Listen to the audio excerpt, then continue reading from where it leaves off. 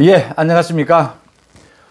많은 관심을 모았던 윤석열 재판이 조금 전 끝났습니다. 오후 3시에 시작을 해서 그러니까 1시간 한 15분쯤 걸렸습니다. 생각보다 재판 시간이 많이 걸리지는 않았습니다. 빨리 종결이 됐습니다. 신문을 종결하면서 재판부가 오늘 안으로 결정을 내리겠다, 판결문을 내겠다라고 양측에 얘기를 했습니다. 아마 오늘 밤중으로 참 크리스마스 이브의 선물이 될런지 오늘 밤중으로 결론이 나올 것 같습니다.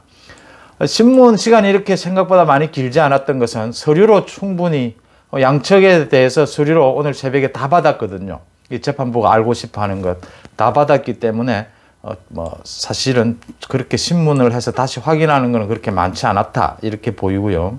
오늘 이 재판 결과에 따라서 이제 인용이 되면, 가처분 신청이 인용이 되면 윤석열 총장은 복귀를 합니다. 검찰총장에. 인용이 되지 않으면 2개월 동안 정직을 당해야 하는데요. 오늘은 그 당사자가 출석할 의무는 없기 때문에 윤석열 총장이 신문에 출석하지는 않았습니다. 양측 모두 변호인이 대신 출석을 했습니다. 양측 변호인들의 그 신문을 들어가기 전 이 생각, 또 나오면서의 생각은 이거였습니다. 그러니까 윤석열에 대한 징계의 사유, 그 사유에 대해서 지금 재판부가 전부 다 들여다보겠다는 것 아닙니까? 이 사실상 2개월 정직이기 때문에 본 소송, 본 취소 소송에 맡겨 놓으면 이거 본 취소 소송은 언제 결론이 날지 알 수가 없으니까요. 또 워낙 중대한 사안이고 처음 있는 일이고요. 그러니까 그 내용까지 다 들여다보고 아예 이번 가처분 신청 때, 가처분 신청이긴 하지만 가처분 신청 때 이번 징계에 대해서 전반적인 것에 대해서 결론을 내겠다라고 한 부분이다. 그게 윤 총장 측으로서는 크게 불리할 것이 없다 이렇게 보이고, 또 추미애 측, 법무부 장관 측에서는 그래도 가처분 신청이니까 절차나 또는 시급히 회복해야 될 이런 이익이 있느냐 이런 보는 쪽으로 가처분 신청에 맞는 법리를 그래도 중점적으로 보지 않았겠느냐, 서로 이런 입장이었습니다. 양쪽 모두 이 재판부가 워낙 광범위하게 이번 있은 징계의 절차, 그 내용에 대해서 다 알고 싶어 했기 때문에 많은 자료를 제출했고 많은 얘기를 했다. 그러니까 가처분 신청에서 필요한 회복하기 어려운 손해, 그 공공복리에 해당되는 부분이 있느냐 라는 부분도 충분히 토론을 오늘 심리에서도 했고, 그 다음 본 그 징계의 사유 내용에 대해서도 많은 얘기들을 오늘 주장이 오고 갔고, 서류로도 대체됐다, 서류로도 충분히 설명이 양측이 있었다, 이런 얘기들입니다. 나오고 있는 얘기는. 결국 홍순욱 부장판사가 이끌게 되는 이 서울행정법원 행정 12부 판결에서 제가 보기에는 핵심은 이게 아닌가 봅니다.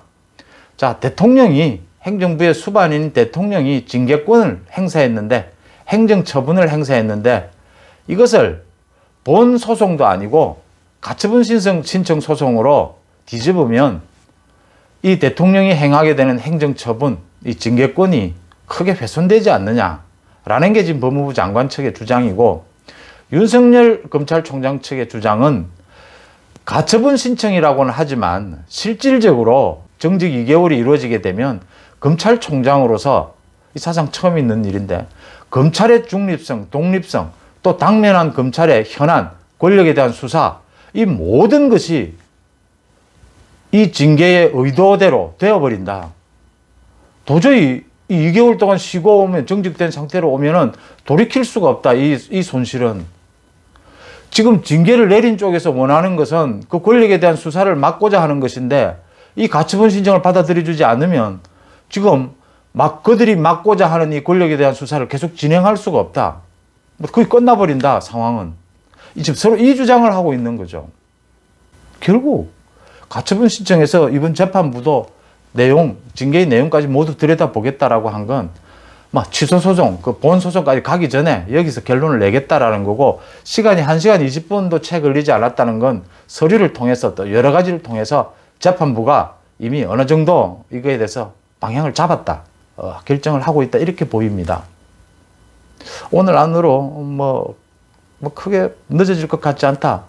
또 재판부가 스스로 오늘 안으로 결론을 내겠다라고 했으니까 결론이 나지 않겠나 싶습니다. 일단 결론을 나는 대로 지켜보면서 저는 내용의 이 재판의 흐름이 그렇게 윤석열 측에 나쁘지 않았다고 보아지고요. 또 객관적으로 보더라도 이번 징계에 워낙 문제가 많았기 때문에 또 지켜보고 어떤 결과가 나오든지 뭐 문재인 정부의 윤석열 찍어내기는 계속될 거고 또 윤석열 총장의 거기에 따른 대응, 법치를 지키기 위한 대응은 계속될 수밖에 없다. 이건 뭐 계속 내년 한 해를 끌고 갈 뭐 전국의 최대 현안이 또 될 것이다. 올 한 해를 끌고 온 최대 현안도 문재인과 윤석열의 대립이었듯이 그렇게 될 것이다. 이렇게 보입니다. 한번 지켜보고 다시 말씀을 나누고요. 한 가지만 더 말씀을 하고 나가면 그 어제 있었던 정경심 재판에 대해서 뭐 예상했던 대로 여당에서 거의 실성한 사람들처럼 민주당 의원들이 들고 일어나고 또 청와대 청원까지 있었습니다. 그 뭐 친문 지지자들이겠죠. 그 당 재판부를 탄핵하겠다라고 합니다. 민주당은 뭐 일만 있으면 탄핵 이야기를 합니다. 윤석열에 대해서도 탄핵하겠다. 뭐 지금 이 부분만이 아닙니다. 뭐 자기들이 이야기하는 거 사법농단에 관계되는 판사들도 탄핵하겠다고 김명수 대법원장도 지금 뭐 자신들을 배신했다고 하고 세월호 조사에 대해서 소극적이었던 판사도 탄핵하자고 하고 입법부를 장악하고 있다 이건데 탄핵 이야기 그렇게 정치적인 뭐 공세로 쓰고 있다는 건 제가 압니다만 탄핵 그 벌로 얘기하다가 정말 큰 코 다칠 것이다 이야기를 합니다. 탄핵 정경심 재판부에 대한 탄핵을 하고 싶으면 민주당 의원들도 주장을 하고 지금 뭐 청와대 청원도 있으니까 탄핵을 추진하십시오. 탄핵할 수 있습니다. 국회에서 3분의 1 발의로 과반 결의하면은 탄핵할 수 있죠. 판사 검사 다. 탄핵의 사유는 헌법과 법률에 위반했을 때입니다. 그런데 지금 주장하고 있는 민주당 의원들 김남국이를 비롯해서 또 이번 청와대 청원에서 주장하고 있는 건 뭐 법을 위반하고 헌법을 위반하고 아무 상관이 없습니다. 보면은 문재인 정부의 검찰 개혁을 저항하는 그 윤석열을 비롯한 그 검사들이 이 수사한 이 정경심에 대해서 그걸 왜 재판부가 벌을 주느냐 뭐 이런 식입니다. 지금 뭐 전부 거의 뭐 정치적인 자기 입장의 진영 논리입니다. 뭐 별 들어볼 가치가 별로 없는 합리적인 이런 걸로 탄핵을 할 수 있는지 모르겠는데 할 수 있습니다. 예, 국회 숫자가 많으니까 탄핵을 추진해 보십시오. 그 후폭풍은 감당하기 힘들 겁니다. 노무현 탄핵 때 겪어봤으니까 다들 잘 알 겁니다. 민주당 탄핵 말만 해도 탄핵 잘 못합니다. 노무현 학습 효과입니다.